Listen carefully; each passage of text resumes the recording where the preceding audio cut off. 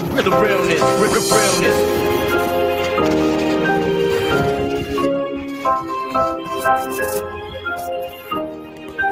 got you stuck. The realness.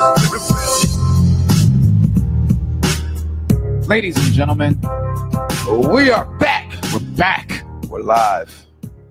It's Friday. It is Friday. Wrap to week 5. Look, Maddie figured that out yesterday, and we thank her for that. Oh, we can see the lower thirds. We can now see the lower thirds in the monitors. Yay! That is fantastic. Get a live hand clap going for Live Maddie. hand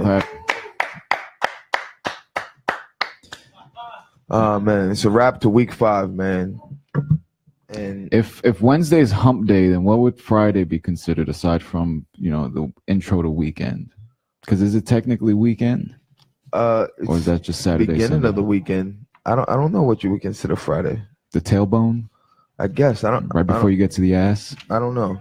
Man. I'm just glad The that crack of the week. week's almost up, man. Get to sleep late tomorrow, and then I'm off Sunday. And I'm kind of I'm not gonna lie, I'm kind of rethinking my plans to go out Sunday, man, because You had a bit of a fender bender. I won't even say a fender bender, man. I just we had a good time last night, man, and I'm still feeling the effects of it right now. And if you guys want to see exactly what he's talking about, you can follow him at Mr_Zoe Taylor and look at his stories, because I saw them this morning and I knew he was going to be late today. I said, there's no way Zoe's going to be there when I show up.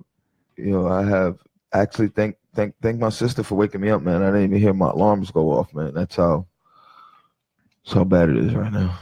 I slept straight through 2 alarms, and after like 30 seconds they mute themselves and go off again, like every 5 minutes. So I slept through those a couple times. You have Android, right? Yeah. I have an Android too. That's why I don't trust my alarm. I use her. Her alarm is so annoying, bro. Nah, like I even had it set to do iPhone, a puzzle, was that the man, 6? to shut it off, and I woke up too late, man. I was just had too much fun last night, man. I went to see a couple friends I haven't seen in a while, man. And I had promised that I would when I was in the area, and told my brother, hey, let's go see him. And So we had a good time. We had a very good time. Just the one thing I said I didn't want to do, I kept saying I couldn't go. They wanted me to go somewhere else last night to see another friend who I haven't seen in quite some time, as long as the other ones. But I just classic bar hop scenario. Yeah, it was like, guys, I can't. I was like, I have to be responsible. I have to get on air tomorrow morning, and I don't want to be hungover. And still, here we are. No, but you showed up, and that's what matters. Oh, without a doubt, I was going to show up. It's just a matter of how I feel. Inebriated. And I'm not even going to lie, man. It's not even so much I feel hungover, man. I still feel a little drunk. that's when you know, like, you really hit it. Nah, I didn't even drink a lot. It's just I didn't have any time to really sleep it off. Like I told you, like my alarm when I set it, when I got in the house. Time you got home. I don't know. I can't remember. I just know I set an alarm for 7:40 and set the alarm set like 3 hours and 20 minutes till it went off. So, I mean, I really don't feel like doing math on that. Well, today, I mean, there's a few things going on today. We're scheduled to have a in-studio guest, and we hope that she can make it. It's Maritza Davila, our assemblywoman locally, District 53. It's 53, right? 53 or 73 after. I think it's 53. And she should be joining us shortly. But also tonight, here at First Live, we have the Harvest Showcase. It's an official release party. Dub Jaguar, you said there's DJs and a live band tonight. So can we get a shot of the screen real quick just to show people the flyer? Of course, today is Friday, March 16th. It's at 9 p.m. Of course, at 219 Central Avenue here in Bushwick, Brooklyn, New York. New beer on tap. New beer on tap. What new beer is that? Look at that lower third right there. First Live production here at 219 Central Avenue. We record anyone, anywhere, anytime. Just go to firstlive.us and you can get all the information you need and who to contact. Cerveza Monopolio. Was that the Mexican beer that you got? Because I heard you talking to a distributor yesterday talking about Mexican beer. Yes. Not this guy. I'm we wrap here, man. I'm going and plunging myself back into my bed. I need to sleep. We have the I don't want to talk about it, but we have the thing to go to today. Yeah. We forgot to talk about this yesterday. Yesterday, and we discussed this last week before we had Chris Day on. And safe disposal events for solvents, automotive, flammables, and electronics. Get rid of your harmful household products safely. In Brooklyn, Sunday, April 8th, 2018, 10 a.m. to 4 p.m., rain or shine, in Prospect Park in the Park Circle on the corner of Parkside Avenue and Prospect Park Southwest. You can bring automotive product, electronics, household products, including paint, clock, light bulbs, any cans of anything that are light, any sprays or anything that don't go in the garbage, any old medical items. Come dispose them properly so they can be recycled and taken care of and not harm our environment, man. It's pretty good right there. Thank you, man. Thank you, sir. You just glided right over that. Again, it's April 8th. I mean, we still have a little ways to go, but we got to keep talking about it just to make sure that people actually go. It's one of those things that I used to work at a storage warehouse, so I used to just see stockpiles of this kind of stuff just sitting around, and I'm telling people like, yo, you got to do something about this, because so many rats was making their houses in there, and it was just... It's not even that, man. I mean, it can be disposed of. A lot of it can be recycled. A lot of it can be reused, repurposed, but people just leave it sitting there, man. Instead of just sitting festering in a warehouse. Disgusting warehouse at that. This is something that I saw that was interesting that I wanted to just talk about real quick. Bushwick Daily is looking for filmmakers. They want people who are obviously, photographers, videographers, editors to, I guess they're trying to recreate the Vice documentary kind of series, the mini docs. I don't know, man. I'm not going to lie, man. The quality of Bushwick Daily's reporting plummeted to me, man. I think that's probably why they're looking for new ones. I don't know what their plan is, man, but I'm just going to go ahead and say, man, they used to be good and now not so much. I used to like going there to read articles. I think a lot of the recent articles they've been trying to, I can't even call them exposés, man. They've just been like really shots in the dark that have missed in my mind. Do you think it's because I believe, I don't know for sure, but if the majority of these contributors didn't grow up in Bushwick, then it's gonna. The majority of them didn't, because I know the former editor used to work with me at MySpace, and she didn't grow up out here. But I felt like when she was editor, there was a lot better quality of work on there. How long have you been following it? A few years, man. Few years. There were much better articles on there before, man, and really having the current articles that they do right now, man, is really, I don't want to say disheartening, but it's not the same quality of reporting that they previously did before. So I'm going to direct this, I guess, to people that we went to school with that we know are out here, that are videographers and photographers. Like, if you guys want to change the way Bushwick is viewed on a grand scheme of things, you contribute to Bushwick Daily. Make it great again. Make Bushwick great again. I mean, Bushwick's already been great, man. I'd say make Bushwick better than it already is. Or make Bushwick Daily great again. Even though I really try to stay away from make anything great again, like trying to put those words together. I just feel like what it's attached to. Like, I don't like to hear it. You seem bothered today, bro. Hungover, man. Hungover. I'm still a little drunk. I'm tired right now more than anything. Right now, I'm tired. I think that's why we're in a coffee house. This article, really, while on Bushwick Daily, man, like it used to. I don't know if you read it, man. Even over the last few months, man, like the quality of work, they go days without posting any new articles. Like, you can't call yourself a daily news website and go 4 or 5 days without, and then you don't post news. It's bullshit. It's opinion-based articles. It's opinion-based bullshit, man. And then contributors. Even you know what I'll say it comes to is when the person who owns it wanted to sell. And even the letter she put out saying when she wanted to sell and who she wanted to sell to, like criteria what she was looking for from people. And it's like, come on. How long ago did she post she wanted to sell? Last fall sometime. Last fall before the winter. So all these contributors, they're not under her umbrella anymore? I don't know. New owner? No, I don't know if the sale went through. She had posted she found someone. Like I saw it, I read through it all, man, but it didn't. It was bullshit. Kind of like dude from DNA Info and Gothamist who shuttered all his stuff to avoid paying his people.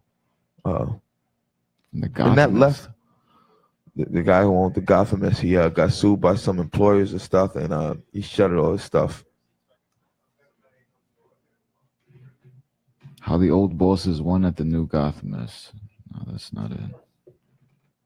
Nah, that'd be like the new stuff, but like someone did buy the stuff now and just recently been launched, but I hate this. You see this right here? This is becoming a problem because this is starting to pop up under everything. They want to know where you are for any little thing now. I mean, the thing is though, bro, like let's be honest here. We know how IP addresses work. We know how IP addresses work. Yeah, you could use They're a VPN. already here. They're just giving you how many people, let's be honest, how many people could honestly functionally work a VPN and know what they were doing?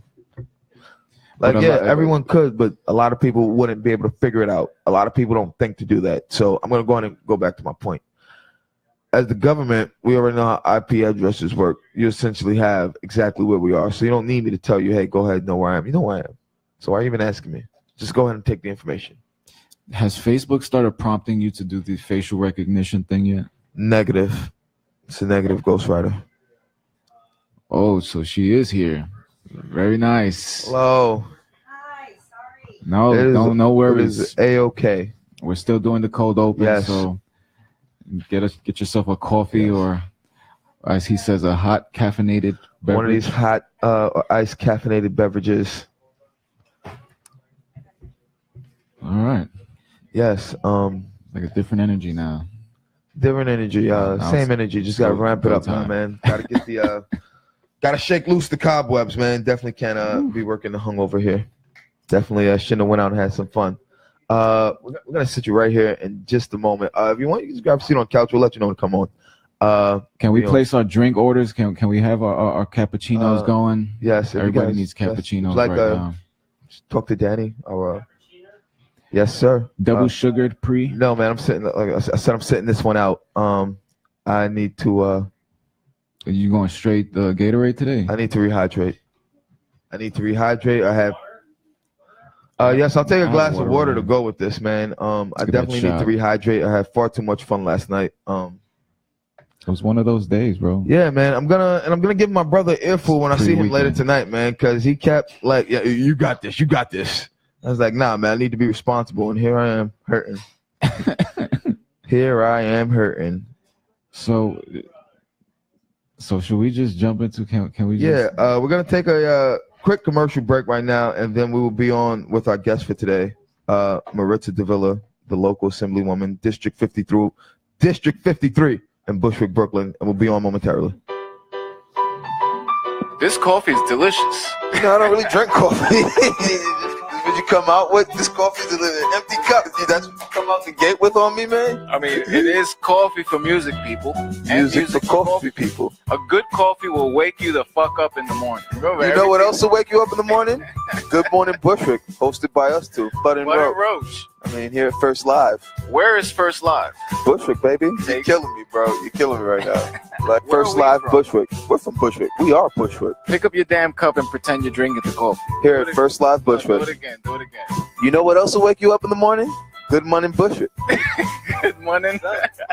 Right now, we cutting a promo or we live? No. Where can people go to find out what's happening in Bushwick? ButtonRoach.com and FirstLive.us. This coffee is delicious. Yes, it most certainly is.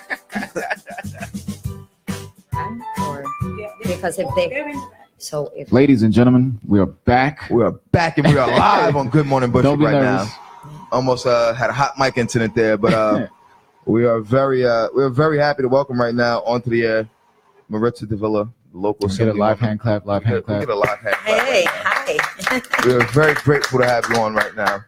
Thank you. And just before we even go forward, man, I want to thank you for everything you do for our neighborhood. And before even more than that, Paula, I want to thank you for everything you do. Yes. Because Paula has, you have delivered in ways I hate that we had to go that far, but once we reach Paula, we know, all right, it's gonna be done. It'll be fixed. We just have to let it play the course.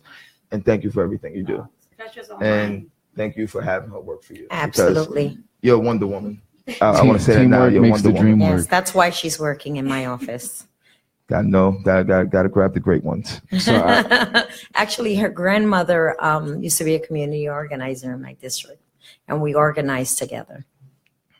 you know, I got to talk to you about the beginning because is it Cataño, Puerto Rico? It is Cataño, Puerto Rico. Is that near Sidra? Where is that located? That's within the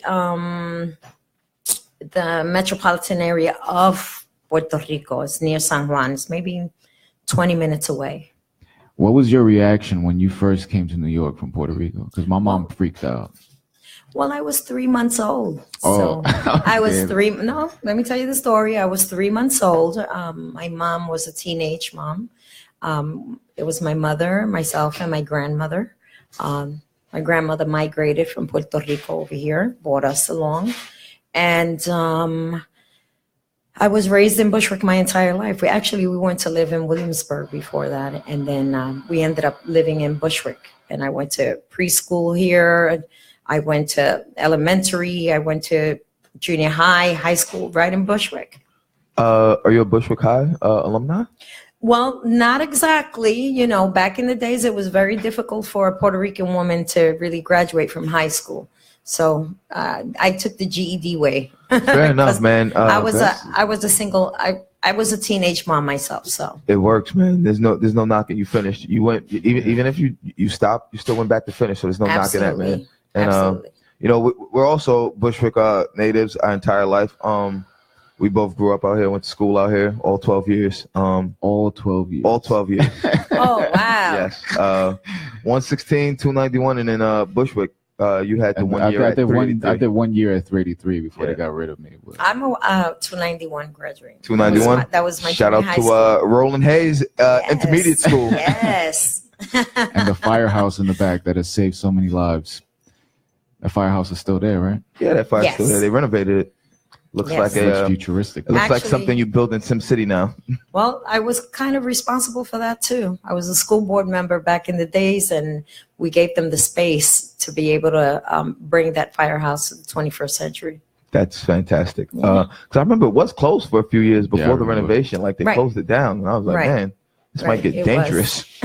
One of the remember things that I read was it had a lot to do with like a lead paint reform that, Right. that you led, not lead, lead. So Yes. Well, was it a big problem out here? Like, oh, yeah, it was the number one problem in Bushwick because back in the days, affluent people lived in the Bushwick community. So if you go down Bushwick Avenue, you see all of these colonial houses that look beautiful. Rich people live there, doctors. And so when lead paint was invented, this was the paint that they used because it was so much brighter, so much beautiful, but no one knew that later on, 2 or 3 decades or 4 decades later, kids were going to turn up being lead poisoned. And so, well, someone did know. Yes, absolutely. Lead has been around since the Roman times, but yeah, it was a bigger problem in Bushwick because we had the bigger concentration of row apartments, tenements.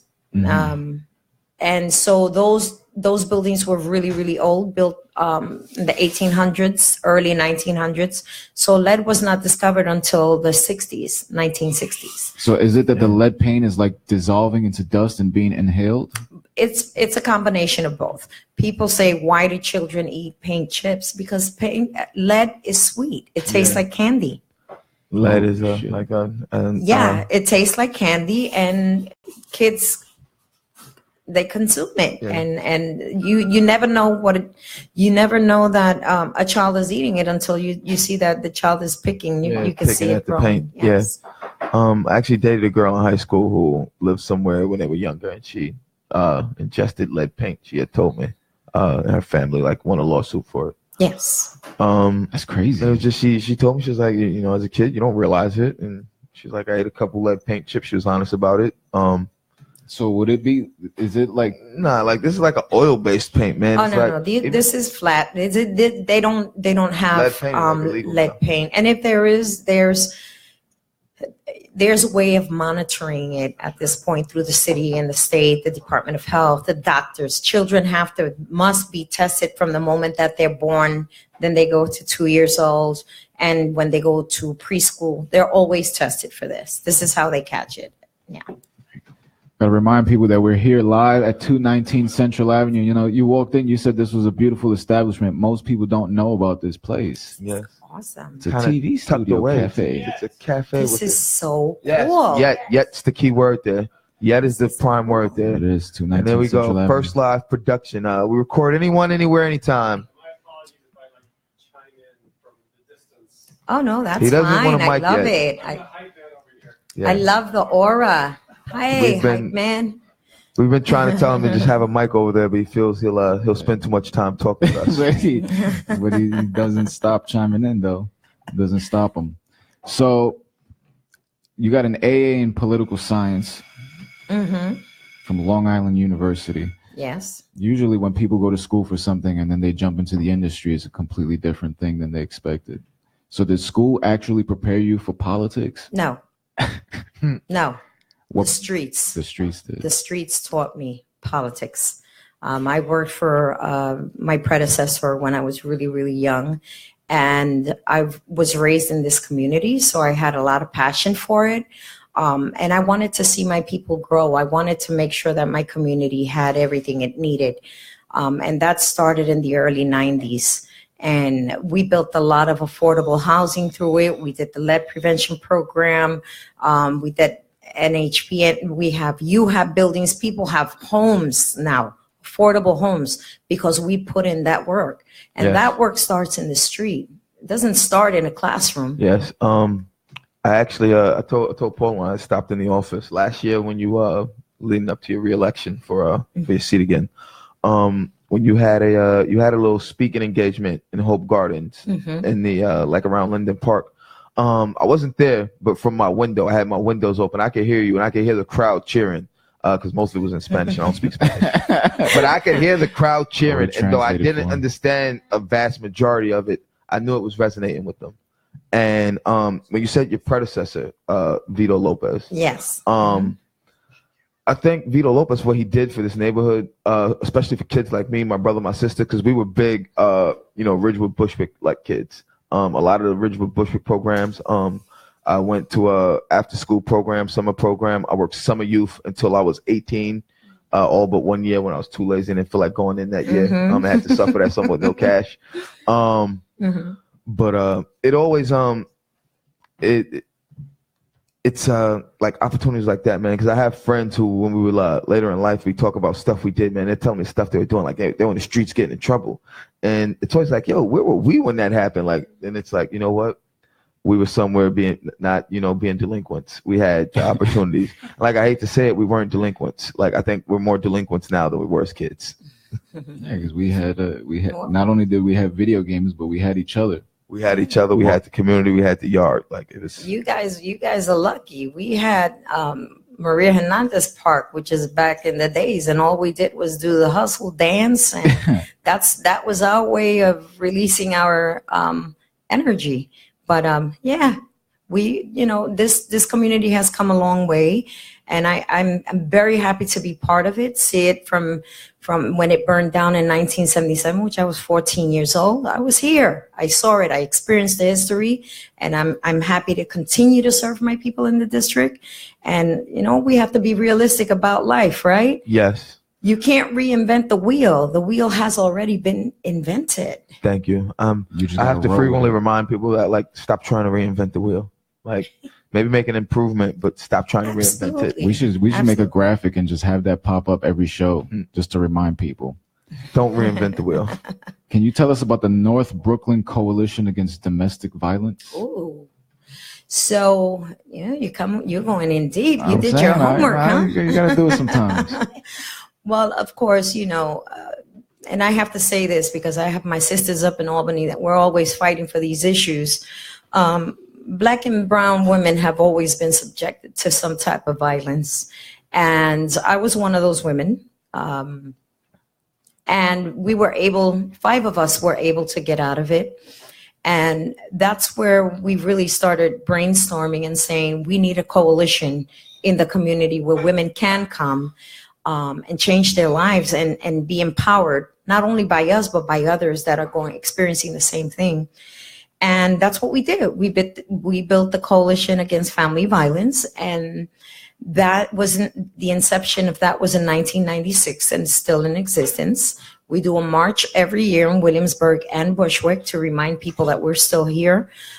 You'll be surprised, women that have left that coalition have left with PhDs, came in with nothing. Crazy. Yeah. That's empowerment. Yes. That's empowerment, man. I think that's big, man. I'm glad. I don't want to say I'm glad, but I'm happy that, domestic violence issues are coming to the forefront.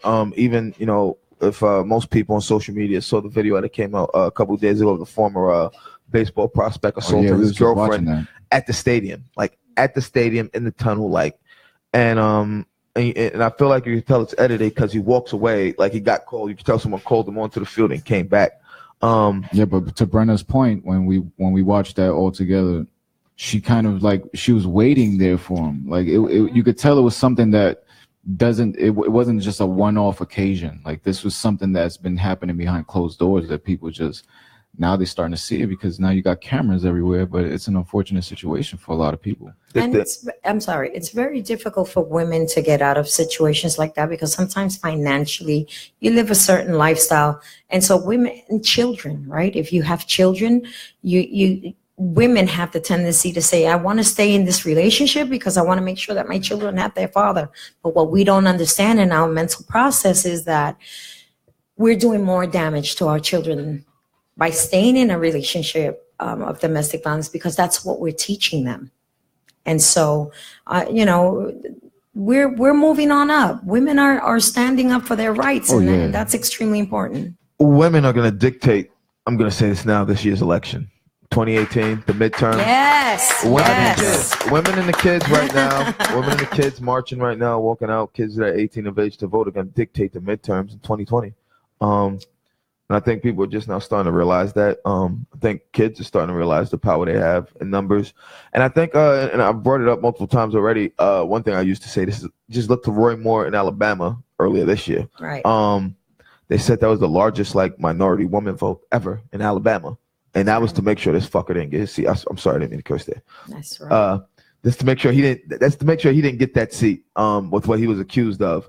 And I think that, it's going to keep the snowball rolling, man. Absolutely. And with everything going on. We just had Pennsylvania as well. We won a Democrat there. And, we know that Pennsylvania is very, it's kind of mixed. We have Republicans as well as Democrats, but it's always been predominantly. Head a little bit west and you'll think you're in the Midwest. I have a buddy who frequently travels to Pittsburgh or just outside of Pittsburgh. And he says every time he just leaves the city, he's heading west. He calls it Pennsyltucky. Yeah. He's it turns into the sticks. He's you would think you were in the Midwest, bro. So you mentioned that you guys organize marches and do you guys do block parties? Yeah. So listen, I'm a visionary. You can you love it? Raise the roof here. Raise the roof. Push it up. Yes. Well, you cannot have a community if it's not a community working together. And that with the Northern Bushwick Residents Association that I ran for about 20 years, we were able to build many block associations. If you go on Jefferson, that was the most drug-ridden block, Troutman and Jefferson. We were able to put a precinct right in the middle of the block. We knew how we wanted to get this done. We were not going to let anything that was going to keep our community devastated. We were not going to let that happen. We built a garden on Jefferson Street. It's still there. It's a community garden. Troutman was cleaned up. And look what we have now. We have beautiful restaurants. We have good people. Yeah, the neighborhood. And it's a diverse changed. community. It has changed. I love Yeah. I love speaking like one of my favorite things, like people that, I mean, at our age, people that were in Bushwick before us, like we've seen most of Bushwick through our eyes growing up. We've seen the change. Like I hate to say it, we're born during the crack epidemic. Like I tell people all the time, man, and I hate to like bring it up, it's like one of the most vivid like memories ever growing up is always seeing the old crack valves. No matter where you went, crack valves everywhere. And people don't like, what are crack valves? And you just saw them everywhere, the puddles, everything. I tell people, like, if you've ever seen New Jack City, when the kid bounces the ball right at the beginning and you see that, like, that's really how it looked in the street, man. You used to see needles in Bridgewood Theater. Yeah. That's the way it looked in the building that I lived with my children as a single mom. But guess what? We took care of it.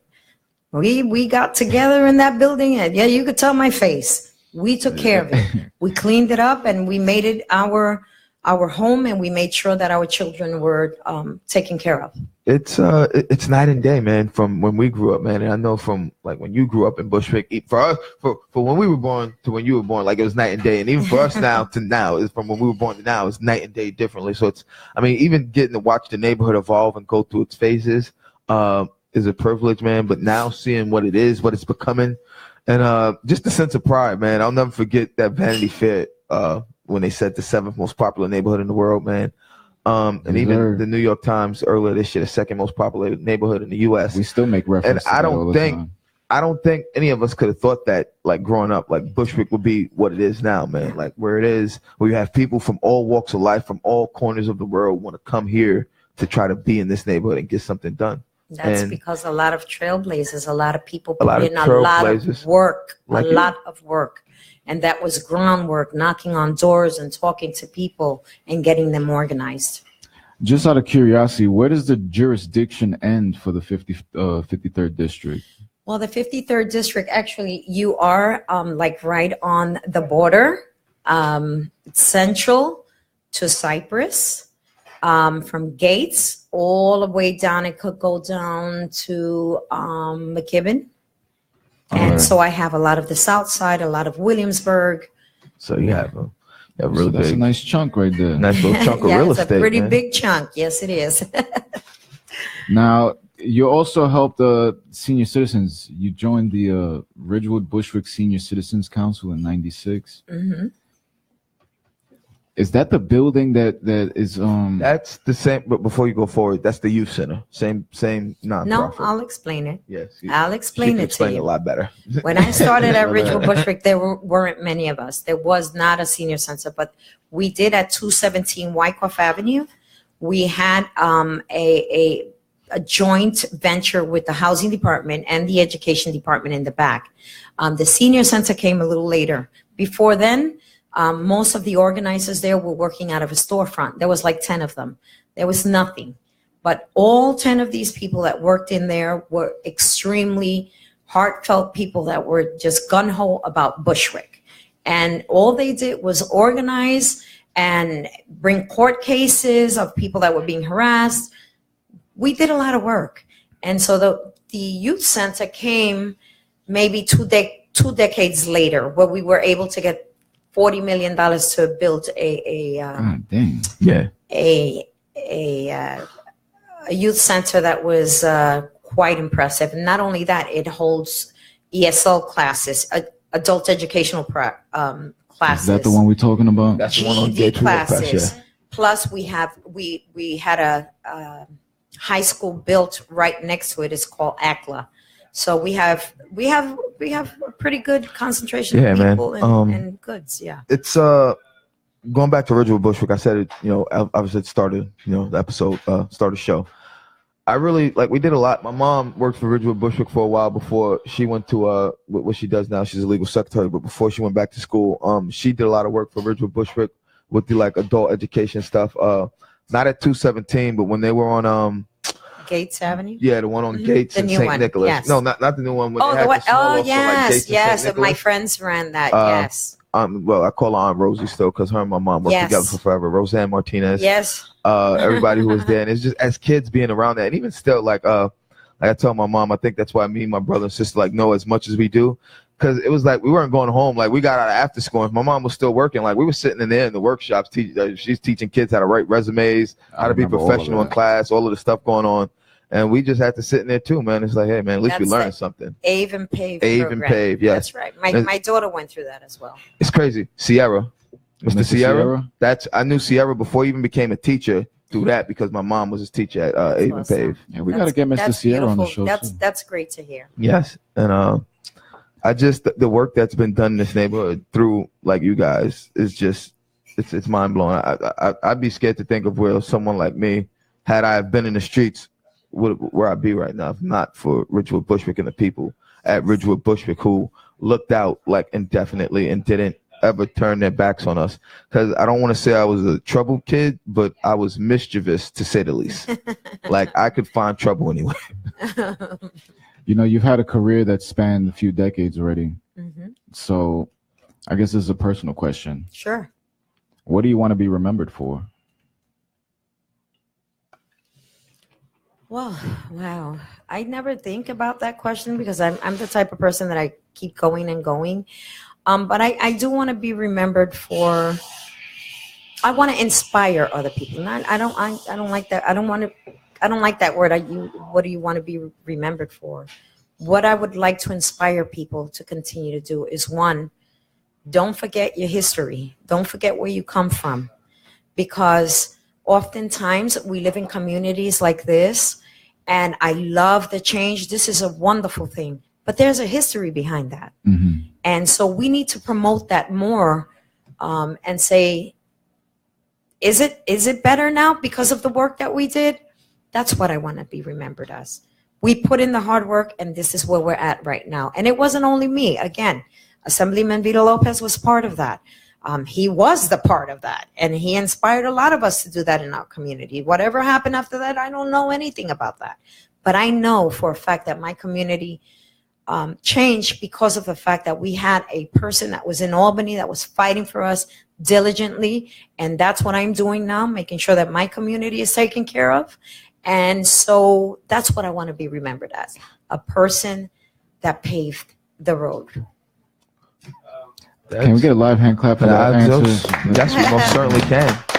Yes, we most certainly can. And I mean, the community needs it more than ever right now. Need people to be driven, want to see it better. And I think the community's lucky to have someone like A that was in it before, and B like took up the mantle and wanted to keep it going and pushing and progressing forward.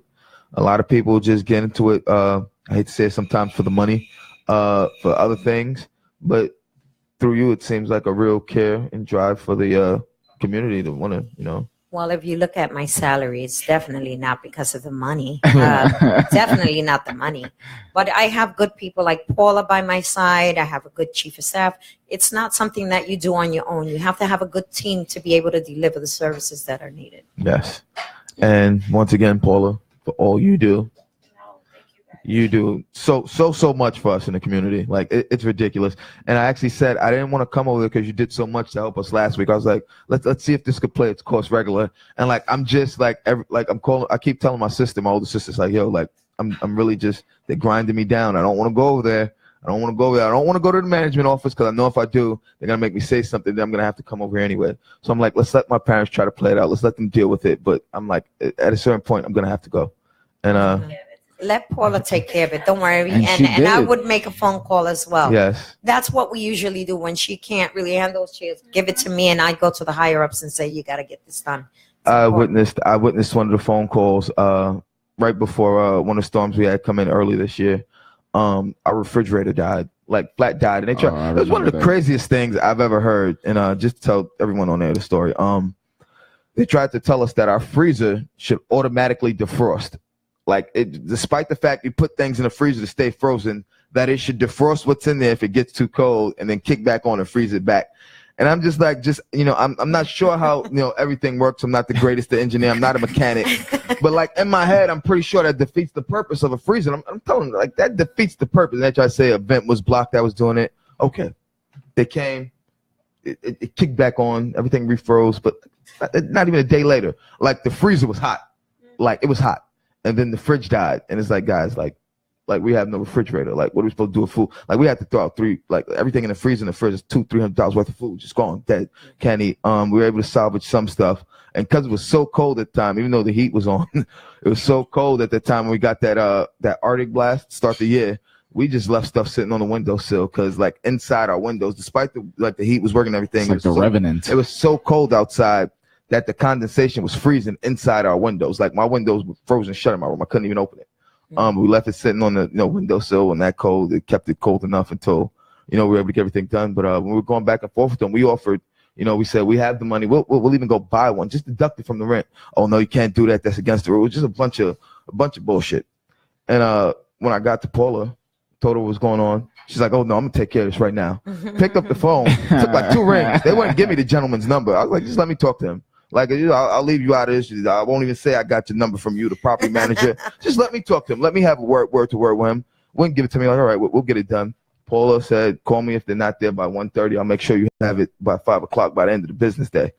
By 2:30, they were wheeling a brand new refrigerator into my apartment up the stairs. Man, they said they didn't know if they had any. Live hand clap. They bought a brand new refrigerator, brand spanking new. And like, I didn't even have to get out of bed. Like, I went back to bed, heard them bringing in, like, hey. And I told my mom I have to stop in there and thank Paula. I was like, I have to stop in there and thank her for what she did for us. It was interesting for me because I've been so disconnected from, I guess, the political side. I grew up Jehovah's Witness, so we weren't allowed to vote or anything. Like, I never knew politicians in the neighborhood. So when we didn't have any heat and I'm telling him about it, I'm like, oh, I'm pissed off, bro. And it wasn't even my crib. It was like my mom's house, and she's watching my brother's kids. So there's newborns in the house.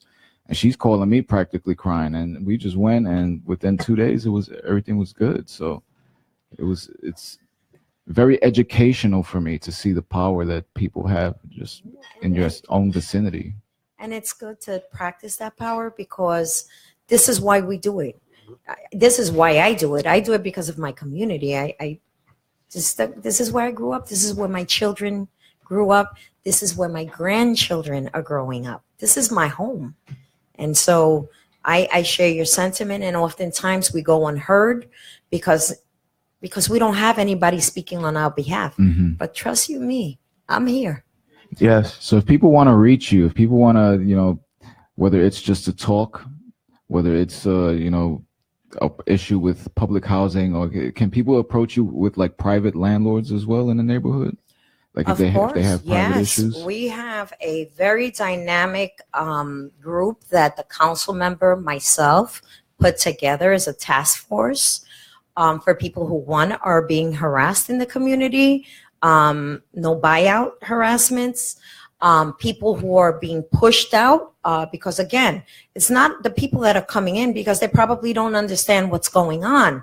But some of these landlords that are here are doing it for profit, for greed, not realizing as someone who worked in real estate until late last year in the neighborhood.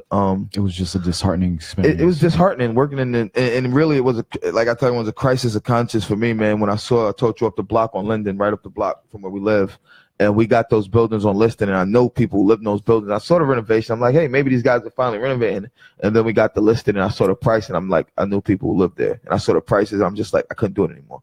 Like that for me was where I was like, man, I took a step back, like, yo, like that's crazy. Like I know people who had to move from here as oftentimes, and I have to say this, people do not have to move. And we reiterate this all the time. I send out a lot of notices letting people know if your landlord is asking you to move, if your landlord is asking you to take some type of money, the only 2 people that can get you out of your apartment is yourself and a marshal.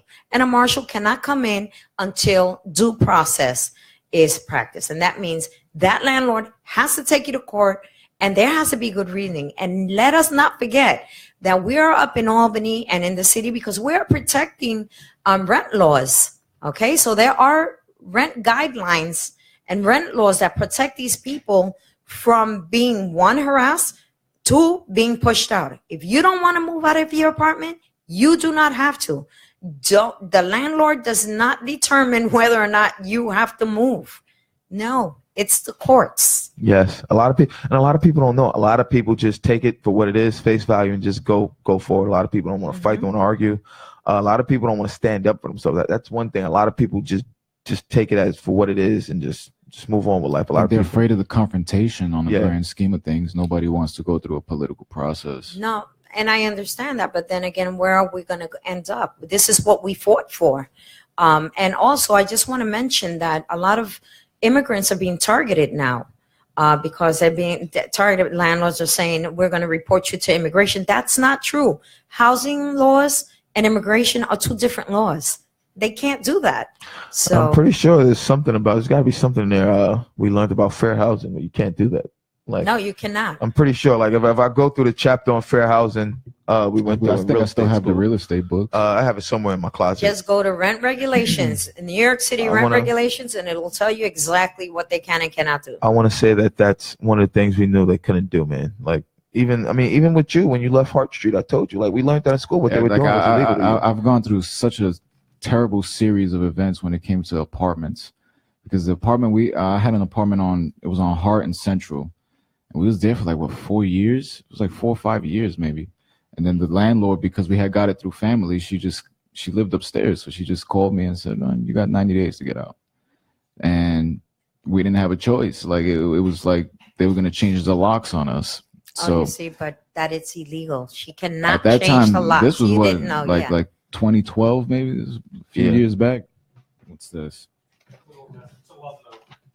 It's a love note. So that's you read love notes. Rent laws have been in place since the 60s. Nothing has really changed. We have to continue to reiterate to people, you do not have to move out. You do not. And if someone is harassing you, go to my office. My office is located at 249 Wilson Avenue. We have experts there. We even have the mayor's office once every 2 weeks come and address this. We have attorneys that do this pro bono. We have organizations that will go to court with you and fight the landlord for free. So I want to throw this out there for the Bushwick, and I'm going to go ahead and say this, even though I hate saying it, quote unquote, East Williamsburg area. You know what to do, you guys. If you guys need help, because we know a lot of people. We see a lot of people on Facebook, a lot of people we grew up with going on about that, and they don't know what to do. And you guys know now where to go to get help. 249 Wilson Avenue, the office of Maritza Davila, and you can get help. And our social mission here at First Live is that this is a platform to engage with the community and provide information regarding voting in local elections. And I think that's one thing people don't do enough. Like, I think people just think you're only supposed to vote once every 4 years. People don't realize there's elections every year. There's special elections, just like what we had in Pennsylvania earlier this week. That was a special election. Roy Moore last year was a special election.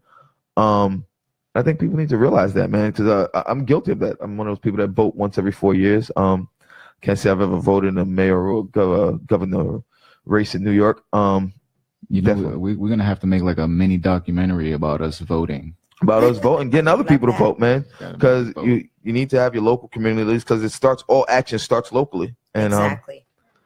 And that's one thing that we need to remember. Look at what's going on in the White House. Okay. We're the only ones that can come in right now. The New York State Assembly, is the majority.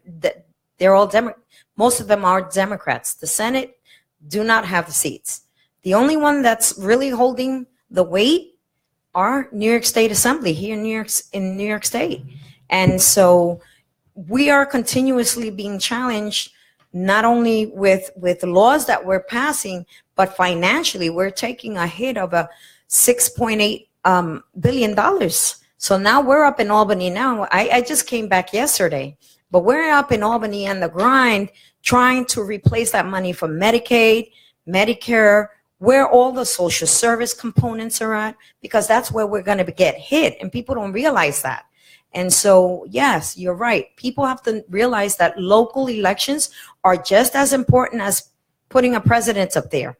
And for the New York State Assembly and New York Senate, it's every 2 years. We have to run every 2 years. It's not easy to run, but we do it because we love what we do. City Council is every 4 years. Presidency, same thing, 4 years. So we just have to educate our people and let them know. Go out and vote. Go out and vote. Get out and vote, man, because, voting's with you. Huh?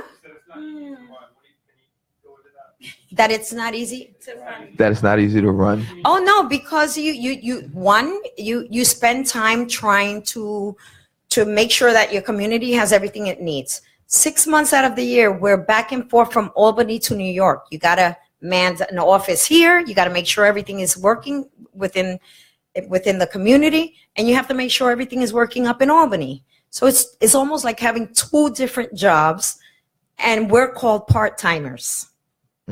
That's part-timers? Yeah, that's what they call us, part-timers. But that's okay. 6 months in Albany is part-time. It's not easy, because I'm going to answer your question, because you get to do all the really down-to-earth work in a year. Then the next year you have to concentrate on making money and doing fundraisers to be able to run. Let us help you. Oh, Yeah, Yes. thank you. we Thank can you. do some. I'll sing salsa on a float in front of you. Like, Yes. Thank you. And I really appreciate that. And I think that with platforms like this, people listening to what our missions are, and individually as elected officials, what we bring to the table is always very important. And people need to hear that. But I'm only one person, part-time in Albany and part-time in New York. So that's why I have a dynamic team in my office, because I need to know that my district is being taken care of. and you make us feel better about being here. Yes. Thank you. Definitely knowing that we have you guys to turn to, and when we need help with the situations that arise is definitely an added plus. With the voting thing, this is one thing that's a hot button issue across the nation. And I said I was going to ask you. Obviously, it's illegal here. They're legalizing it in more places across the nation. Marijuana. How do you feel about the legalization of marijuana, both medicinally and recreationally? Well, you know that in 2015 we passed it medicinally. Yeah. And so I think that I truly believe that there are bigger issues we need to target. Marijuana is something that eventually New Jersey already passed it. I think It's just when it has comes been to like more the evident. Northeast, it's like just us in New Hampshire right now. That's left in the Northeast over Right. there. Just us in New Hampshire. There were places around the world where California, you can go to any place and go to these cafes and they have marijuana all over the place. That's a trend. It's happening. And you know what? People are choosing to do this. If you don't choose to do it, then that's you. But how do I feel about it? I think that revenue can be generated out of it. And I think that it's important. A lot of revenue. That is the article. But I have to be also careful in saying that, we have to start doing more about educating our people and saying, this is not a gateway drug. This is something that people do for recreation. It's something we had. Recreational. This is something our founding fathers did. Like this is something our founding fathers did. Didn't they Like, write the let's put it out there. Constitution on hemp It paper? was written on hemp paper. Yes, the Constitution's on hemp paper.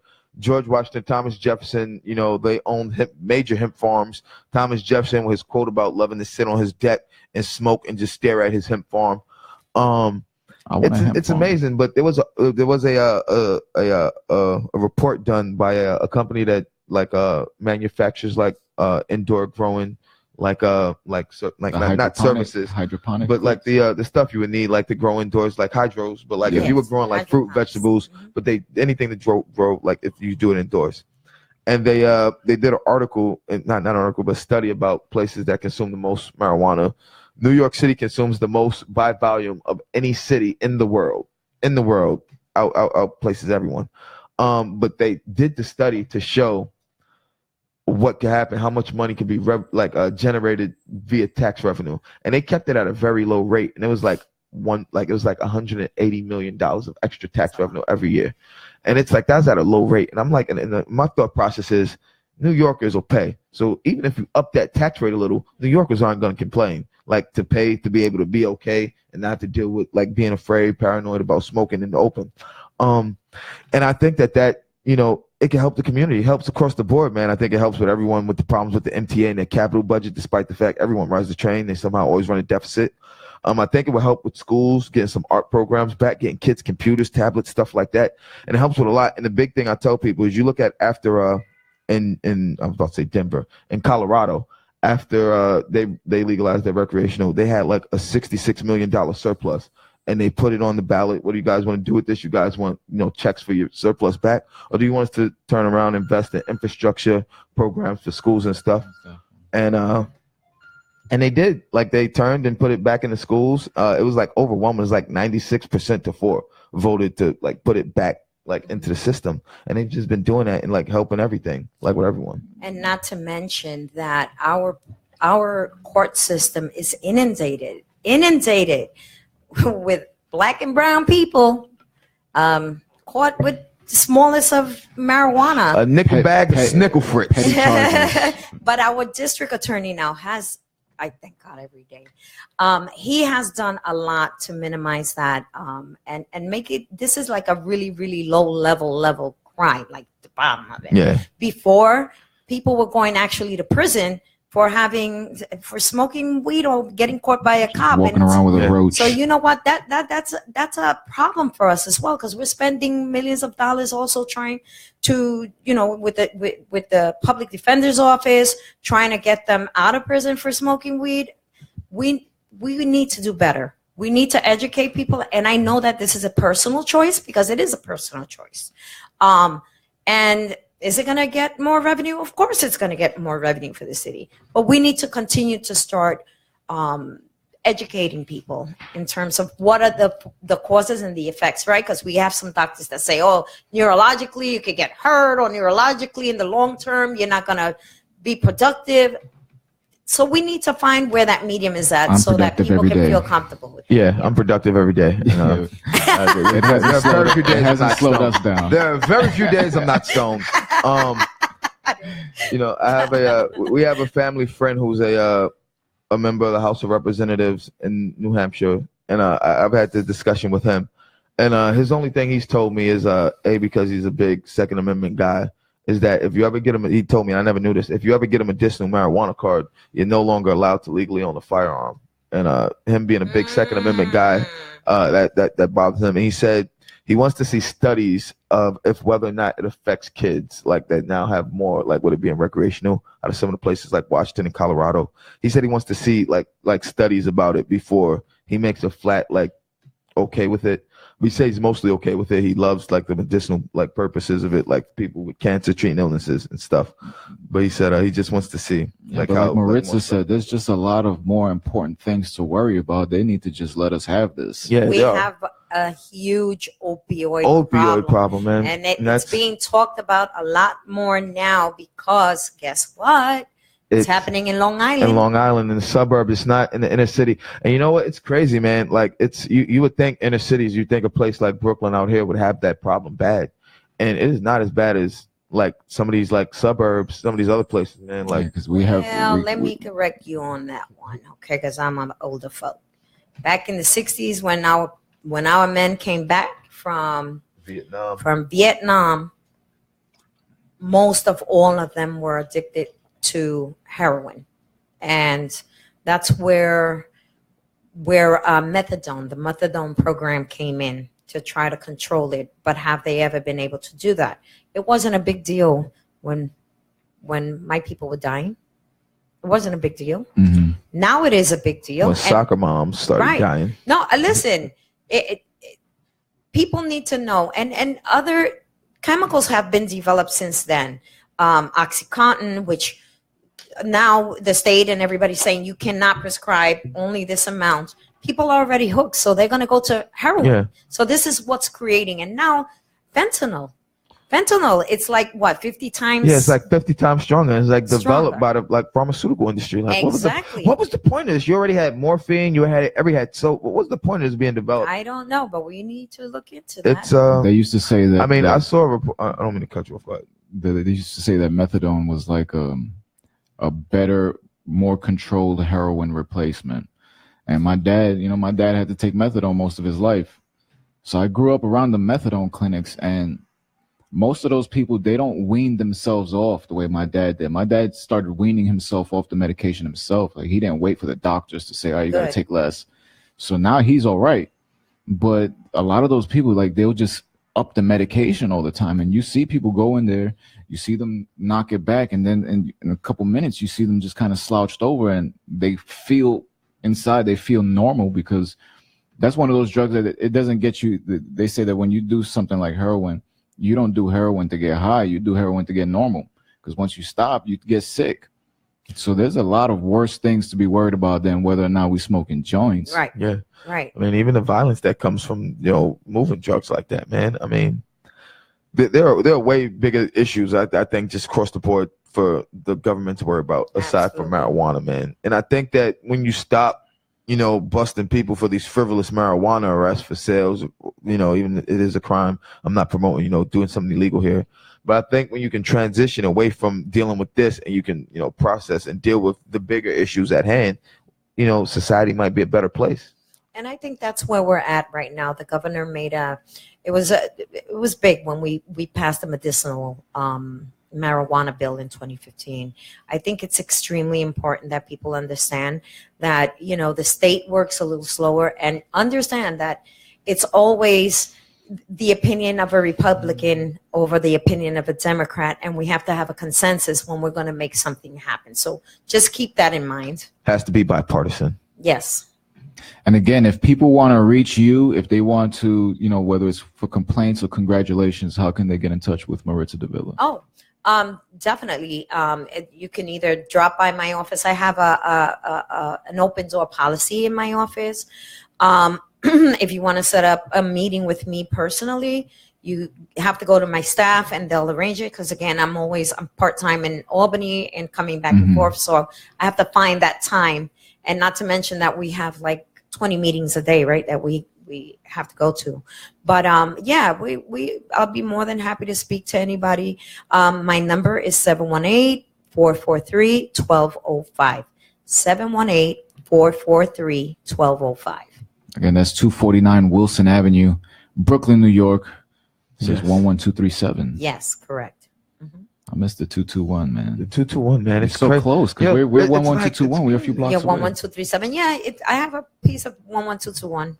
Yeah, that's the way they rezone it. It is like trying to do it, man. It's like right around the corner, even from us. Like Knickerbocker starts there, but then we're right here, and it's 11221.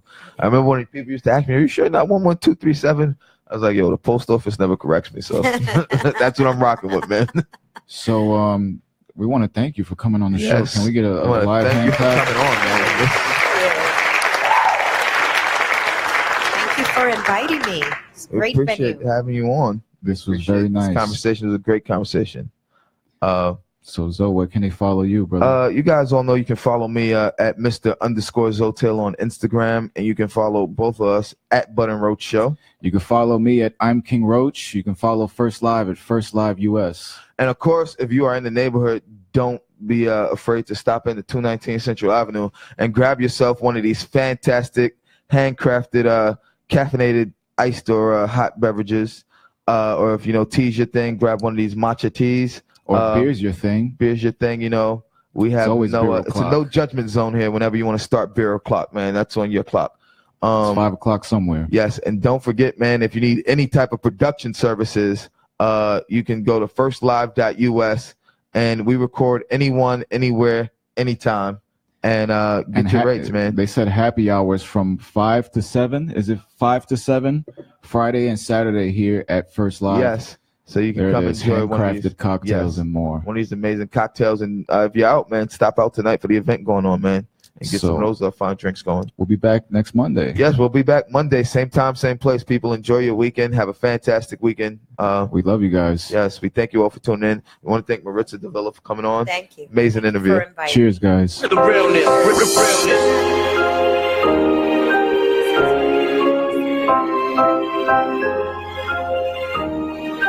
Got you stuck, the realness.